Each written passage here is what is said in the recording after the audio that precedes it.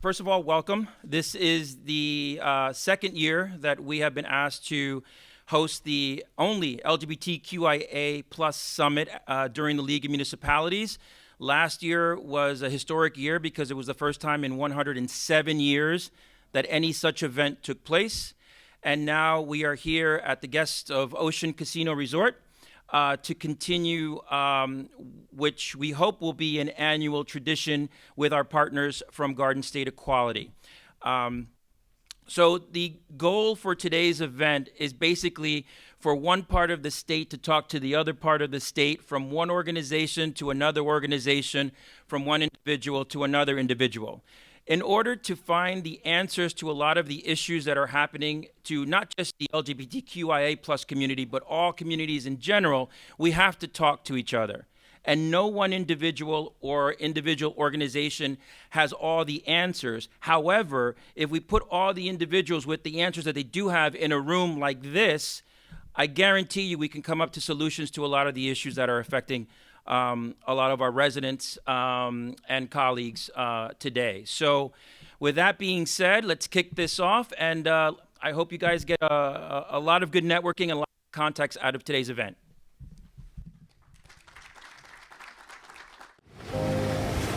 For well over a century, Atlantic City, New Jersey has captured the imagination of continuous waves of visitors. Evolving from America's playground in the 1920s, our coastal resort today is a premier international destination for meetings, events, leisure, and gaming. But there's much more to Atlantic City for visitors to discover. Life on our barrier island has a rhythm all its own that flows from timelessly surfing the tides of change. For our strong-willed people, human connections run as deep as the ocean waters that have forever lapped our shores. Our spirit of self-reliance and resilience creates an authentic sense of place and optimism that elevates the visitor experience. We are Atlantic City. Come discover the meaningful experiences that we believe in. Surrounded by nature and sustained by natural resources, we are committed to protecting the future, from harnessing the power of the wind to responsible farming. Atlantic City is a leader in sustainability, renewal, and regeneration. Beautifying our neighborhoods is another priority, as local and regional artists add to our acclaimed 48 Blocks mural program. Education is a future-forward priority as Stockton University continues to reinvest in Atlantic City, while grassroots organizations such as Mud Girls Studios, which makes hope out of clay by training and employing disadvantaged women in the crafting of ceramics, are dedicated to improving lives. From local institutions and nationally recognized artisanal concepts to global cuisines, our thriving dining scene speaks for the heart and soul of Atlantic City hospitality. Atlantic City is for letting go and changing your perspective. Bike the boardwalk, cast a line, sharpen your skills, or head for the beach and let your dreams come alive. Whatever your purpose, Atlantic City welcomes one and all to our home, where our strength as a community, our support for each other, our ties to the land and sea, our spirit of perseverance, and our belief in the future makes even the smallest moments and memories feel larger than life.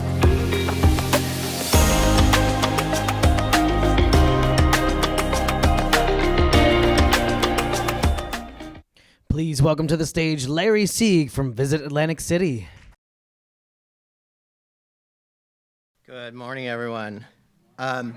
So on behalf of the entire team at Visit Atlantic City, I want to be the first to welcome you to Atlantic City, to our beautiful destination.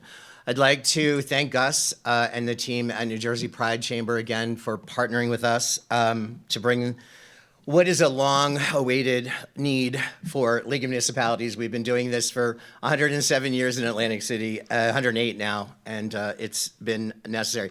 I'd like to just point out, just if I may, a couple people. And my team that I have here with me, Patrick McCormick, one of my national sales directors, is here. Casey Sickler from my Destination Services Manager, and Chrissy Mancuso, who is with my Atlantic City Sports Commission.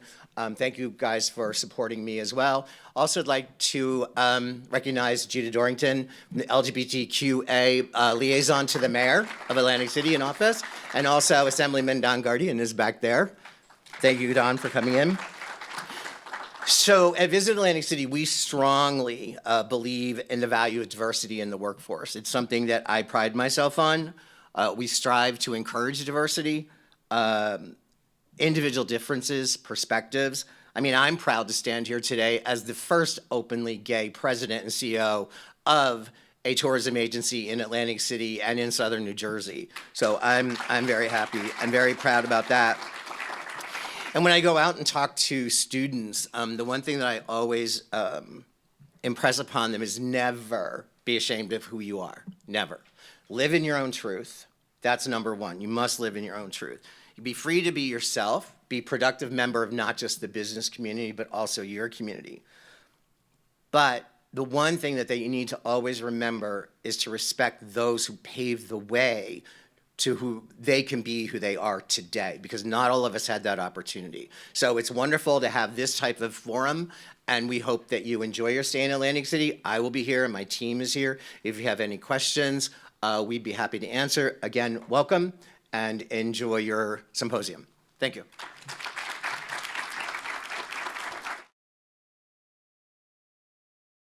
Thank you so much, Gus, for believing in Beyond the Rainbow and having us here this morning. Good morning, everyone. Good morning. Come on, I know y'all can do better than that. Good morning. Wake up. I don't know about you guys, but I'm excited to be here. Okay, I'm gonna start out by introducing myself. My name is Simone Temple, representing Beyond the Rainbow, a Bleecker and Simmons initiative. In 2019, my colleague Michael Everett, the gentleman sitting right here, retired from a 44-year career as a local educator. He then resurrected his great-grandfather's tea business as a New Jersey nonprofit 501c entity. Today, 100% of the profits of Bleecker and Simmons goes to local charities supporting education, the arts, breast cancer survivors, and the LGBTQ+ community. Beyond the Rainbow was created this past spring with an effort to help make Atlantic City a more vibrant community. This past June, we were so excited to have our first LGBTQ+ summit with the purpose of developing strong alliances and addressing challenging issues and promoting a much-needed dialogue and finding a better Atlantic City. This past June, we were so excited to have our first LGBTQ+ summit with the purpose of developing strong alliances and addressing challenging issues. During the summer, we connected with the Teen Center at Atlantic City High School to address the pressing needs of the high school students. These needs include depression, suicide, bullying, alienation, and obstacles they are facing at school, home, work, their workplace, and at the place of worship. The goal of the program is to offer a healthy, supportive place to be, an affirming space of belonging that is free of bias. We will continue to work within the school system to support area LGBTQ+ students. As one of our initiatives, we plan to use the natural resources of the area to include unique beach-themed sporting opportunities.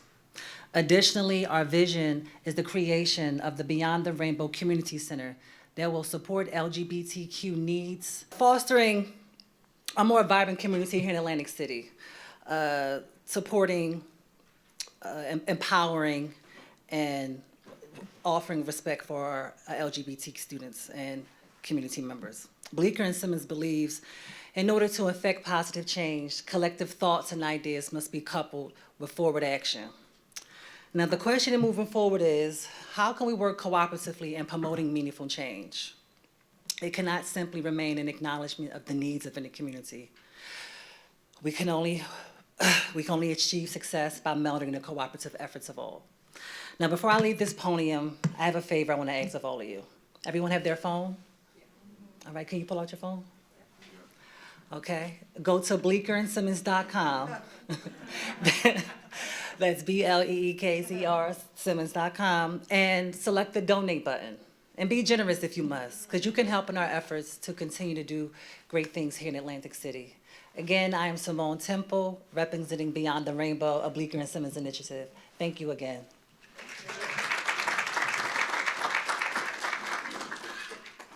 It is no secret that the LGBTQ community is under attack, with over 521 anti-LGBTQ legislations introduced across the country. The same is clear here in New Jersey. That is why Garden State Equality, the leading education and advocacy organization for the LGBTQ community, is here. We are a statewide organization that continues to uplift the diverse voices of our LGBTQ communities and combat disparities in healthcare, education, and the workplace. So our Teach and Affirm branch offers needs assessments, policy assistance, curriculum workshops, anti-bullying workshops, and also cultural competency workshops. We focus on youth and also educators. So for our youth, we offer community engagement, and this focuses on really cultivating safe spaces for individuals who need to find their community. We also have our Educators for Equality group, a network of over 600 educators in New Jersey that focuses on really uplifting and offering support for each other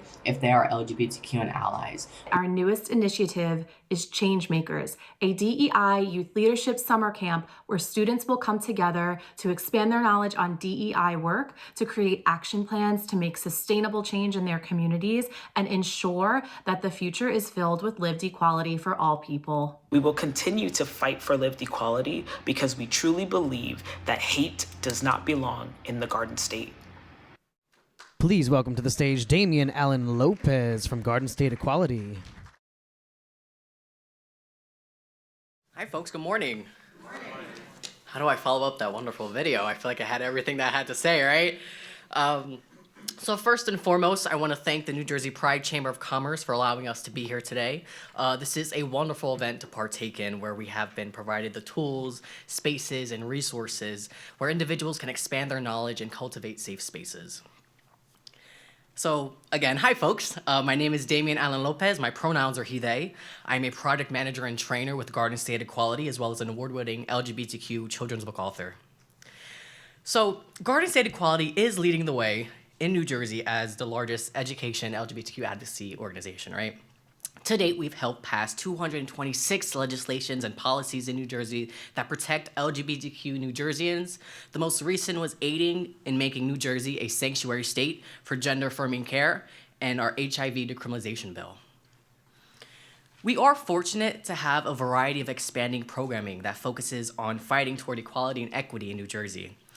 Whether that's our DEI summer camp, where we had launched this past summer, where amazing youth advocates, or as we call them, changemakers, had the opportunity to participate in workshops that focused on understanding biases, the cycle of prejudice, racial equity, body positivity, and the social justices. They create action plans and are mentored throughout the year to make sure those action plans for those communities are successful and thriving under the other leadership of Justine Zelensky, our awesome project manager. Those students' positivity shine bright as they reminded us deeply of the future they so rightfully deserve.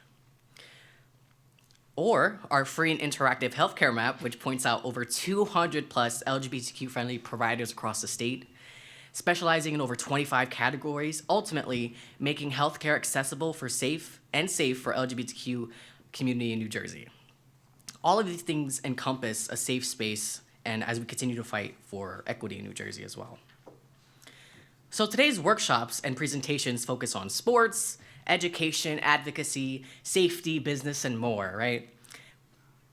With over 500 anti-LGBTQ bills in the United States, 220 targeting education, with over 23 states banning transgender students from participating in sports that align with their gender identity, with Canada issuing a travel advisory for LGBTQ individuals across the nation, and with each passing Board of Education meeting, the repeal of the transgender guidance that's meant to keep and affirm our trans youth. With all of these things happening now and more, we need allies more than ever.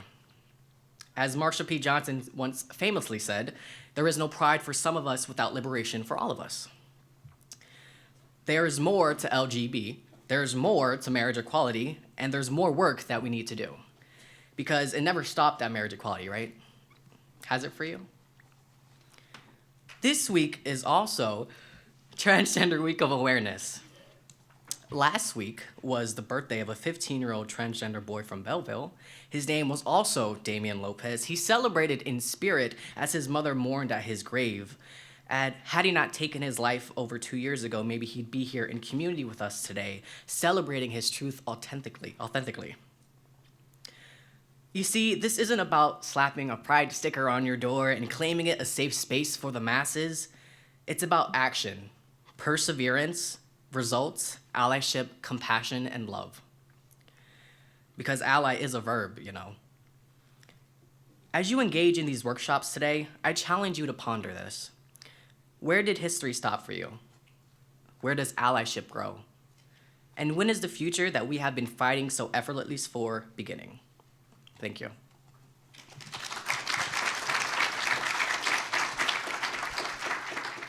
Please welcome to the stage Dominique Evans, agent for Newark Division of the FBI.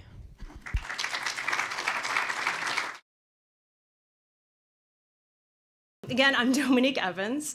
I am this Assistant Special Agent in charge of the White Collar Crime Branch for the FBI Newark Field Office. It's an honor to be here with all these distinguished speakers and with all of you in the audience. It may strike some of you as a bit odd that I'm the head of our White Collar Crime Branch, and I'm here doing opening remarks on behalf of the FBI for the LGBTQ community. You may think of white collar as mortgage fraud, healthcare fraud, financial securities fraud, but those are the things that come to mind. However, my branch is also responsible for other things such as public corruption and civil rights. So that's what I'm here to talk to you about today. And we will also have a special speaker here as well from the FBI, Vernon Addison, who will be one of the speakers to talk about civil rights. No doubt people get images from the movies about the FBI, specifically about white collar. You have movies like Catch Me If You Can with Leonardo DiCaprio, or The Wolf of Wall Street, also with Leonardo DiCaprio. Maybe it's typecasting or whatever for Leonardo. And so I just want to be very clear, it is exactly like that. No, just kidding, it is not like that at all.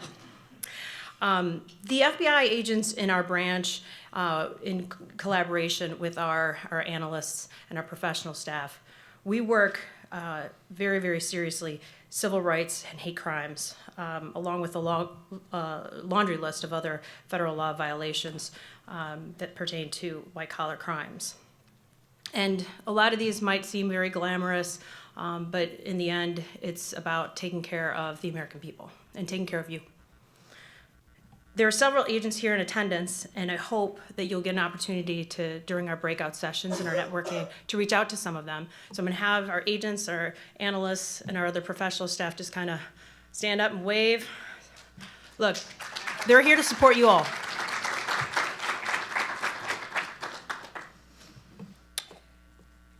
Our Constitution provides that we are all created equally, and is based on the premise that we all have inalienable rights to life, liberty, and the pursuit of happiness. There are no caveats after that statement. Nowhere does it say those inalienable rights do not apply if your skin is black or brown, or if you're Jewish or Asian or LGBTQ. No one should be discriminated against or attacked because of who they are. And if that does happen, they could be a victim of a hate crime. And that's where we step in. Our job is to hold accountable anyone who violates someone's civil rights. Many people aren't aware of what actually constitutes a hate crime. A hate crime is a traditional crime or offense like murder, arson, or vandalism, with an added element of hate, defined as bias against a race, a religion, a disability, a sexual orientation, ethnicity, gender, or gender identity. Hate itself is not a crime. The FBI is mindful of protecting freedom of speech and other civil liberties. Hate crimes are not only an attack on the victim, they are meant to threaten and intimidate an entire community. One of our goals in partnering with the LGBTQ+ community in New Jersey is to make sure you are aware of our commitment to protecting everyone in our state, and to make sure you know you should call the FBI if you or someone you know has been a victim of a hate crime. We're seeing an uptick in hate crimes and hate incidents across our state of New Jersey and across the United States. However, even seeing a rise in in the number of hate crimes go up, we know historically it is an underreported crime. There can be many reasons victims may not want to come forward. They may not know or think what happened to them rises to the level of a hate crime. Victims may also hesitate coming forward, fearing retaliation or fearing no one will do anything about it. No one should fear being who they are, and no one has the right to attack anyone based on the color of someone's skin, sexual orientation or preference, or their religion. We recently launched a public service campaign with a very straightforward message. Bottom line, silence won't solve a crime. Report it to the FBI. As I said, Special Agent Vernon Addison, who's in the back there, will be presenting as well, and we look forward to seeing you in that breakout session. I appreciate you having us here today, and I want to thank you very much. Take care.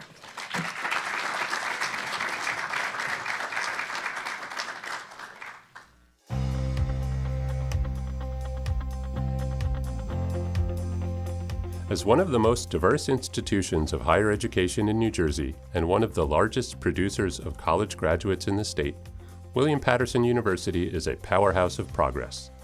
Its impact extends beyond our graduates and their families to include the communities across New Jersey, where our nearly 70,000 Garden State alumni are making a difference with their skills, energy, and commitment.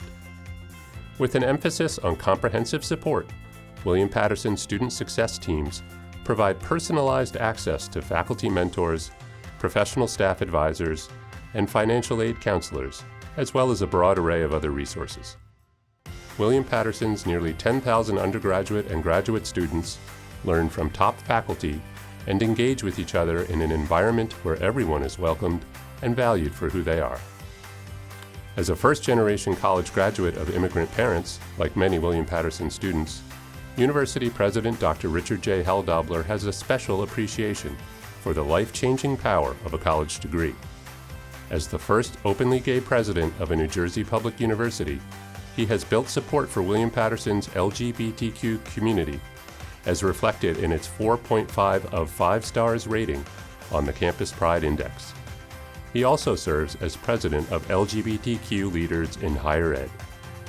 He is making William Patterson the university that is powering the people who will power our state. Please welcome President Richard Heldobler.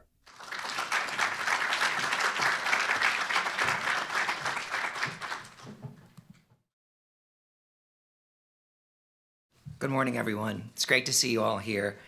I want to thank the New Jersey Pride Chamber of Commerce and the Garden State Equality for this opportunity to speak to you today.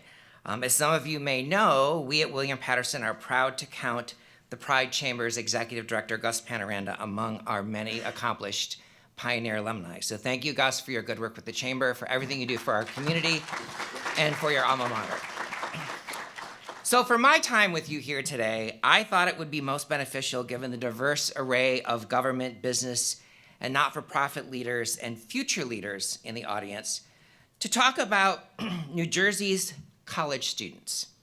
I'd like to talk with special emphasis on those students who identify as LGBTQIA+, and specifically what they're looking for from William Patterson and the state's other public institutions of higher education, as well as what they're looking from you as potential future employers when they graduate.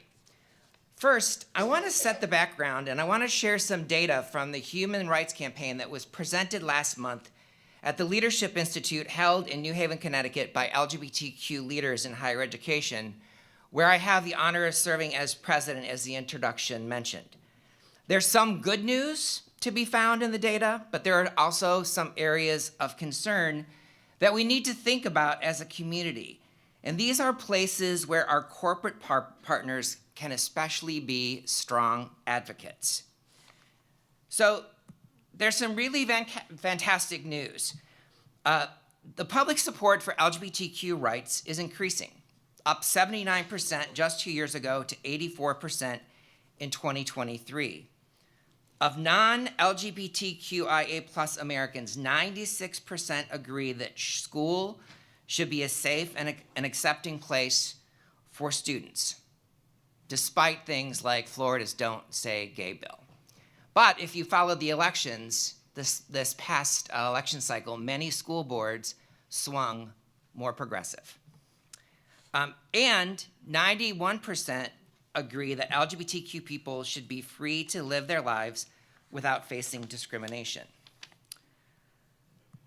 Another interesting, if pleasantly surprising number, given the recent attacks aimed at Target and Bud Light, 70% of non-LGBTQ plus people agree that companies should publicly support and include our community through their hiring, advertising, and sponsorships practices. So if your business or organization is rainbow friendly and runs into a few bumps as a result, encourage them to play the long game, knowing that 7 of every 10 Americans are with them. Another important reason to embrace inclusive practices, which I'll talk more about soon, is that today's college graduates, LGBTQIA+ and beyond, are looking to be part of an organization that does so openly and with conviction.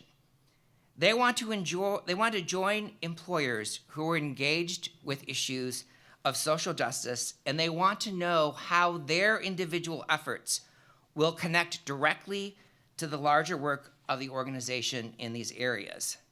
And institutions know that employers are looking to hire people who are eager to be actively engaged in their communities, because those tend to be the employees who are most actively involved in all aspects of their careers, their communities, and their lives. Now, this is probably my favorite slide of all, because it shows that as a nation, we just keep getting gayer. So come out, wherever you are. So starting with what is termed as the traditionalist generation, those born before 1946, less than 1% currently identify as lesbian, gay, bisexual, or trans. And while more than 92% identify as heterosexual, and more than 7% gave no response. Important to notice. Moving through the successive generations, you can see for yourself there's a clear trend that illustrates that as acceptance grew, so too did the number of people identifying as LGBTQIA+, to nearly 21% for Gen Z, while no response falls by more than half for this cohort between 1997 and 2003. So the important thing I think to keep in mind about Gen Z is that they do not identify on a strict gender binary scale. Rather, it's much more fluid for them. So for example, they look for corporations and government agencies that have all gendered restrooms, that gender identity is baked into anti-discrimination policies, and they accommodate non-binary pronoun use. These are some things when they go to your website and they look at your policies that they're looking for places that they want to work. These things are a big deal for Gen Z. And they are a big deal because young LGBTQ people want to be free and to be open about who they are among classmates and colleagues in their schools and in their workplaces. But let's look in particular at some of the hopes and fears that these young people are expressing when they consider both higher education and the workplace. The good news is that more than 80% of them want to attend college, but almost 1/3 are afraid that their identity will negatively impact their higher educational opportunities. Approximately 77% would like to be open about their sexual orientation or gender identity where they work. But nearly all of those respondents, more than 69%, fear that doing so will make them the target of discrimination. Sadly, only slightly more than half, about 54%, believe that they will be able to be their authentic selves when applying for jobs, and 43% still believe that their LGBTQIA+ identity will negatively impact their careers over the long term. Now, the good news is that many colleges and universities are welcoming and affirming places, with notable conditions of the inevitable impact of the anti-DEI inclusion laws that we're seeing in some states. Gay student alliances in the high schools are creating safer places for LGBTQIA students and helping to educate more accepting straight allies. So thank you for all the work that you're doing in secondary ed. It means the world to the population that we're educating. So the more open and the more forward-facing that your DEI stance is and your work is on your websites, on your social channels, in your hiring practices and onboarding policies, the more successful you will be in recruiting and retaining Gen Z employees. So use your preferred pronouns. Talk about your partners and your multidimensional family constructs, because they are really, really important to this group where they're deciding to invest their time, talent, and energy. This next slide gets at the extent of the challenge in winning the broader acceptance of the entire spectrum of LGBTQIA people in winning the broader acceptance of the entire spectrum of LGBTQIA people are due. We know that familiarity generates support, and that's the case for many gay and lesbian people, their family, their friends, and colleagues. However, more than half of all non-LGBTQIA plus Americans, 55%, simply don't understand the broad spectrum of our community and how to fully describe the members of our community. Fewer than 30% of these folks say that they know a transgender person, and 50% agree that non-binary and transgender people are new and or unfamiliar to them.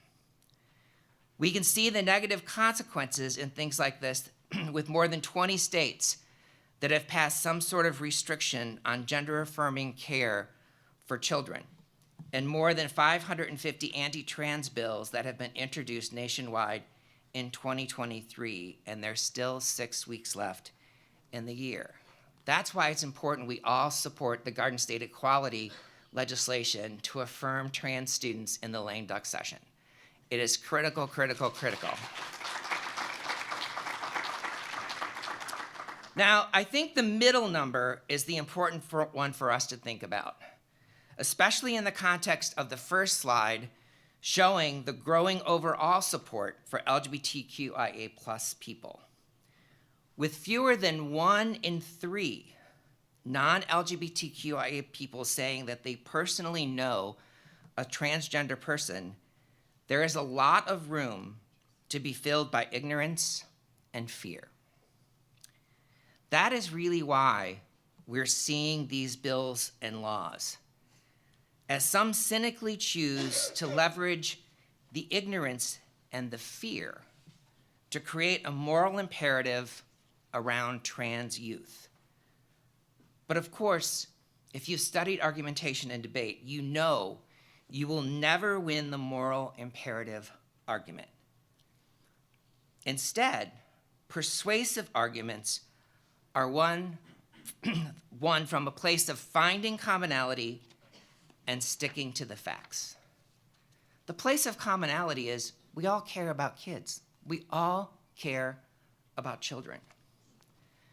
But here's the facts. According to a 2022 report from Reuters, the number of teens ages 6 to 17 who were medically diagnosed with some form of gender dysmorphia in the United States was 42,167. Of those, 1,390, or 3.2%, took puberty blockers, which are reversible. Of those 42,167 teens, only 282, or 0.66%, engaged in any type of surgery. So by the data, you begin to understand how this is not about large numbers of children, although every child is important, but it is more about the culture wars and the divisiveness. Let's compare that number to the 6,000 children in the same age bracket who in 2022 were killed or seriously wounded by gun violence, right? We're talking about 282 students, kids, versus 6,000. So let's always remember, that when people focus on small arguments and try to inflate their significance, it usually means that they've conceded the larger point, even if they're not willing to admit it, or perhaps more tragically, haven't even realized it. And the data on the first slide bears that out. They can't make the broader LGBTQIA plus argument stick, but they can try to capitalize on the trans argument, as most non-LGBTQIA plus Americans are unfamiliar with this population. But what is most heinous about it is they're targeting kids. The larger point, though,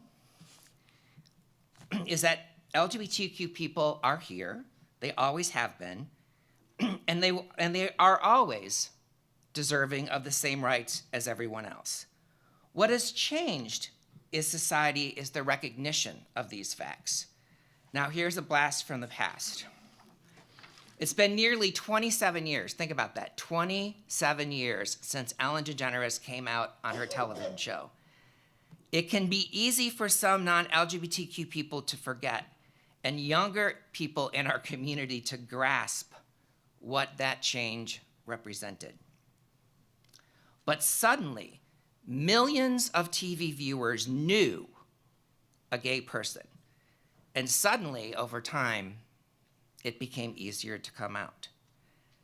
We all know that when people have a relationship with someone who is LGBTQIA+, they are more likely to be supportive of the community. I know that being out and what that looks like and feels like is a personal choice. But we do need to understand that when we are open about our true selves and create spaces where people can be so, we build support for the entire community. Our students and your future employees are looking for those who are out within the workplace as a key sign of a supportive work environment. There are other signs too, which signal to them that they will be valued and supported. Things like employee resource groups and mentorship opportunities. I'm proud to say at William Patterson, we have done a great job in creating these expectations in our students by educating them in a culture of support with things like student success teams, the Center for Diversity and Inclusion, the Black Cultural Center, the Center for Latinidad, and the Pesci Family Mentoring Institute. You know, whenever I mention our successful mentoring institute, I always put a plug in to my audience to consider being a mentor. It is a rewarding relationship for the mentor and the mentee alike, and especially important in helping LGBTQIA+ students and students of color create the kinds of professional skills and networks that other students may have access through family or other connections, but which they might otherwise lack. You should also know that when you hire a William Patterson University or any public institution like ours, you are very likely hiring a first-generation college graduate and or a student of color. By earning their degree and launching their career, they are achieving America's promise. At William Patterson, we talk about willpower, which really defines our students. Typically, they have overcome a number of obstacles: financial setbacks, health challenges, under-resourced in K-12, family issues, just to get to college, and even more to make it through to graduation. But their employers get someone with a tremendous amount of grit and determination that can fuel their career success and your organization. These life experiences are very much connected to the interest that our students and college students everywhere have in social justice. Nationally, a majority, 58% of undergraduate students say that they have been directly involved in social justice movements, and another 30% have considered doing so. Those who have participated in related actions, 2/3 of them believe that they are helping to create change. And we know that today's employers seek employees who understand issues around diversity, equity, and inclusion. So another initiative that we are undertaking to further prepare our graduates for today's workplace is to rebuild our university core curriculum through a social justice lens and with an eye on developing social mobility skills. Under our plan, every William Patterson graduate will earn a certificate in social justice in addition to their degree. I'm pleased to say that the changes that we have been making over the 5+ years now that I've had the privilege of leading William Patterson are making a difference. For the graduates of 2021, the latest class for which we have our own comprehensive data, as well as national data against which to compare it, 84% have had a successful career outcome within 6 months of graduating. That is nearly 6% better than the national average, according to the National Association of Colleges and Employers. And for graduates who participated in the Pesci Family Mentoring Institute, that number is even more impressive. 96 report having a positive career outcome 6 months after graduation. So again, please consider being a mentor. You'll make a huge difference in the students' lives and perhaps your own. And there are a few things in this world that are more rewarding. I often describe our work at William Patterson as educating the students who are changing the social fabric of our state and our nation. For every graduate that we produce, for every young person to whom I have the pleasure of handing their degree when they walk across the stage at the Prudential Center commencement ceremonies, the benefits are multiplied many times forward. A college degree changes the life of that graduate and the life of their family for the better. As a result, we get stronger communities, a stronger economy, a stronger New Jersey. That is especially true of graduates of William Patterson and the regional public universities like us, whose mission it is to educate those first-generation students, students of color, the LGBTQIA students, and others who have not always been welcomed and supported elsewhere in higher education. That is my Truth North. And I look forward to working with many of you, your cities, your towns, your companies, and organizations to make it happen for more New Jersey students. Thank you so much.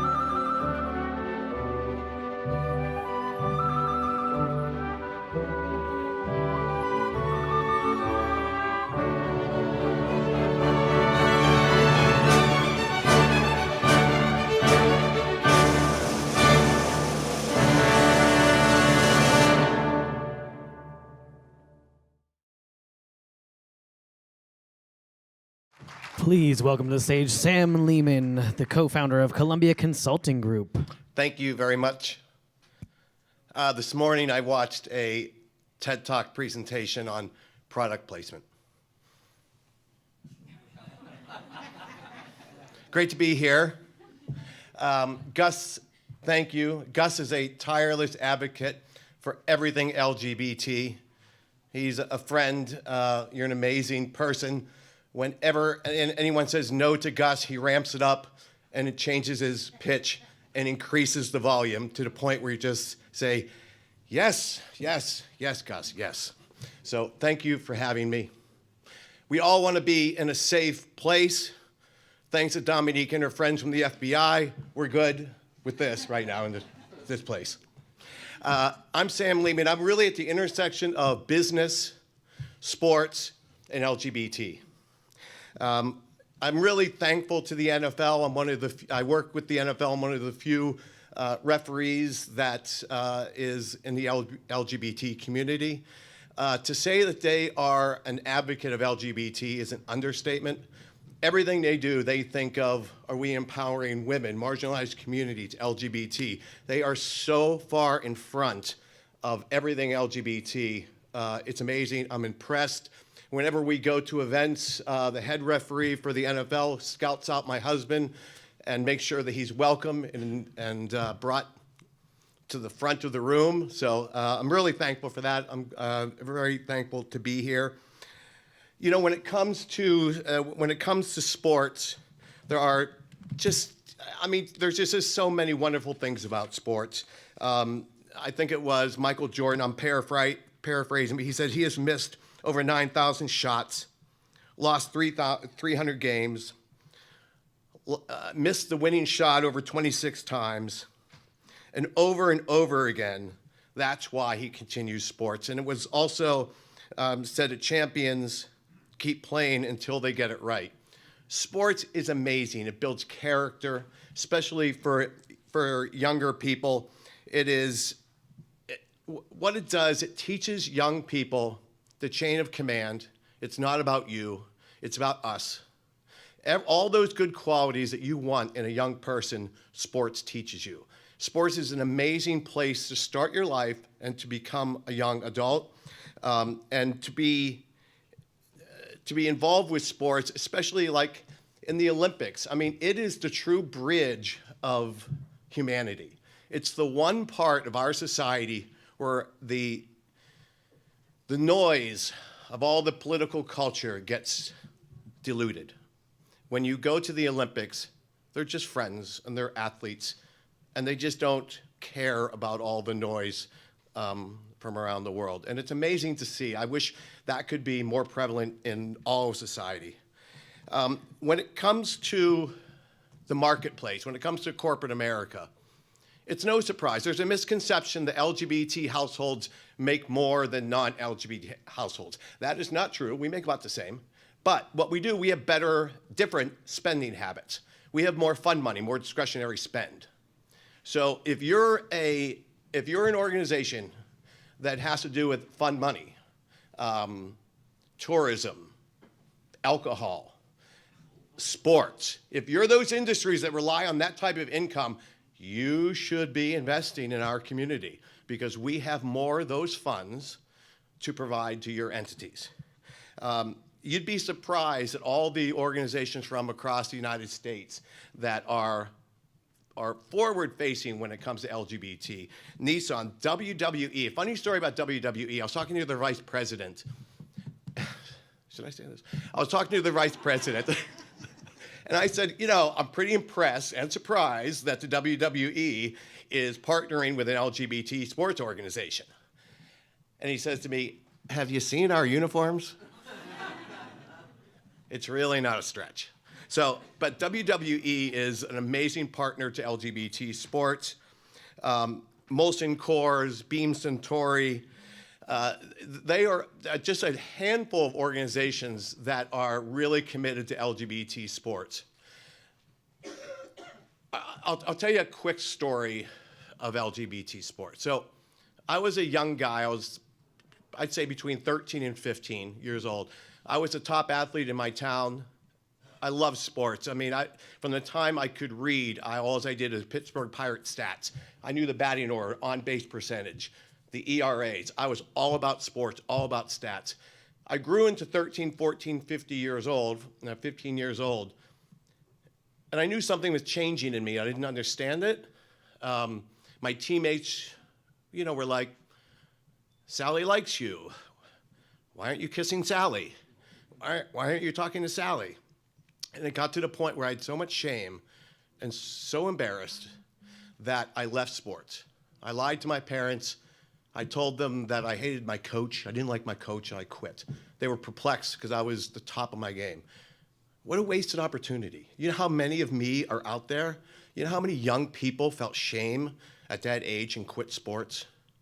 Then, all of a sudden, I found Gus, and I found other organizations that I was in my early 20s, and I was, a proud guy. I was a happy man, but I didn't have sports, and that's really the only thing I wanted. I saw a flyer that said LGBT softball. I went there, and I went to a practice, and I said, this is my home. This is it. These are people who think like me. They love sports. Everything about me was all throughout that field. And it was one of the most wonderful things I've ever seen. And I found a home. I've been doing it for over 25 years. I took my first 10 years. I didn't know who started the league. I never thanked them. I never saw them. And then I got to be an older adult, and I said, I'm going to open that door. I'm going to be that guy. I'm going to open that door for someone behind me. Probably not going to thank me either. But that's the way life goes. So Gus is right there with me, a proud advocate of LGBT sports. And that's really where the intersection comes along, where sports provides such a positive outlook for LGBT athletes. And, especially companies like the NFL and Major League Baseball. It's an amazing accomplishment. The NJLCC in New York City is a proud partner of all our LGBT sports as well. As a matter of fact, they present when we have meetings, we usually have a regional tournament or a national tournament every year, and the NJLCC is our presenting partner for our meetings. So they're just as invested in partnering as corporate America. You'll see other organizations. Major League Baseball is an enormous advocate. I mean, you can't draw a straighter line between LGBT athletes who are dedicated to sports to their product. So they understand that, they get it. When it comes to business, 25 years ago, I built a company. And a little bit of a backstory is I was with a very large company that had a headquartered in New York City. And they kept asking me, where is my wife? We're going on business trips. Again, I'm going through almost the same thing, but this time as an adult. I would have to go on business trips, and I didn't have a wife to take with me. I didn't have a spouse, a girlfriend. It got very uncomfortable. This was an Asian company with a headquarters here in New York City. A very traditional organization, a very fine company, by the way, but a very traditional company. It got to the point where I was being passed up for promotions. I just knew that my position forward was not in this organization.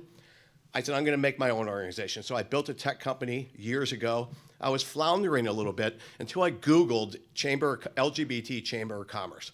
I was one of the first ones to join the NJLCC. At one point, I'll paraphrase someone else's words here. I was about 90% ambition, about 10% skill set at the beginning. But the ambition's good. And the NJLCC helped me change that. It helped me form my company. It helped me introduce to people who could say yes. I mean, all of you that are in the chamber or in organizations like that, what you do, you transform organizations like mine back in the 90s. And I'm grateful to all of those organizations that work with LGBT companies. But needless to say, it helped me revitalize my company. I'm now as grateful as I could ever be 25 years later. I still own the company. It is beyond flourishing. And I really have the NJLCC and the local Chamber of Commerce to thank for that, because they gave me the direction where it's not 90% ambition, 10% skill set. It's now 85% ambition. But anyway, I'm very grateful for that. I just wanted to thank everyone in the room for for your time.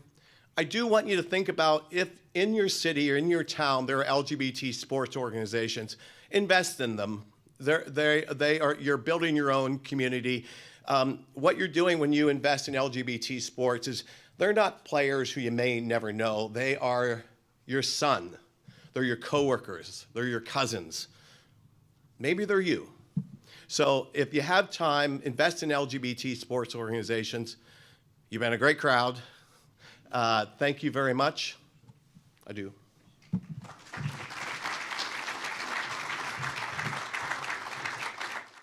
Please welcome back Gus Penaranda. Okay, the crowd has doubled. I'm loving this. Can we give a round of applause to all of our speakers this morning?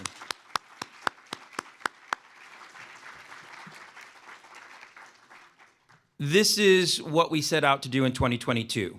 Every year, we can double the size of the participants at the summit. The 15,000 people that are just down the street at the non-LGBT League of Municipalities events are going to get the message. Together, even if we don't know each other or even if we're not in the same industries or organizations, together, they will notice us. I am telling you. When I told them that the FBI is going to come talk to us about civil rights, I got 12 emails like, really? Why? What happened? Because they assume that no one is going to do their research and find out that they've been around for over a century, and yet they don't address the LGBTQIA+ community in their own state. So now they do.